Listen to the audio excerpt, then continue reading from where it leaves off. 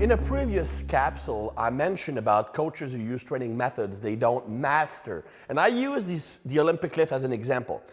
So when I mentioned some of the mistakes I made as a coach and mistakes that coaches must avoid, it is specifically avoiding utilizing the Olympic lift when a client's not ready for them, okay? Either because they have not mastered the basic movement patterns that are required to perform the Olympic lift, or because they don't yet have the capacity to accelerate or maintain maximum tension. So when you use the Olympic lifts with people who are not ready, that's where the chance for injury increases, and when you can actually have more drawbacks than benefits from the Olympic lifts. Now, if you look at technique, movement patterns to be precise, okay, the Olympic lifts are basically, if you look at the clean, for example, it's basically a high speed or high acceleration hip hinge and squat, specifically a front squat in form of a clean.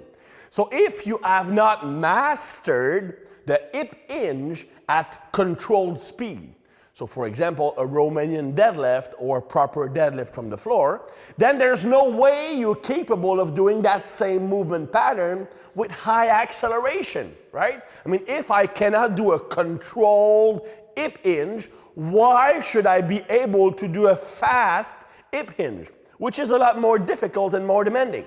So the first rule is if you want to be introduced to the Olympic lift or be ready to the Olympic lift, well, for the Olympic lift, then you need to be able to do a technically solid hip hinge, at least Romanian deadlift to below the knee. If you here, it's not enough because you don't have enough range of motion. So you need to be able to do your Romanian deadlift at least to that position.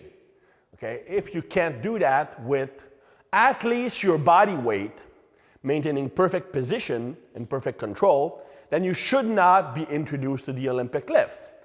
The second prerequisite is to be able to do a technically correct front squat. I'm talking here a front squat with ideally a power clean grip or a clean grip. If you cannot do a front squat with perfect position all the way here, and there's no way you can do a clean because you not only will you have to squat into that position, but you have to absorb force in that position, which is much harder than just lowering a weight gradually with that position. You have to absorb force.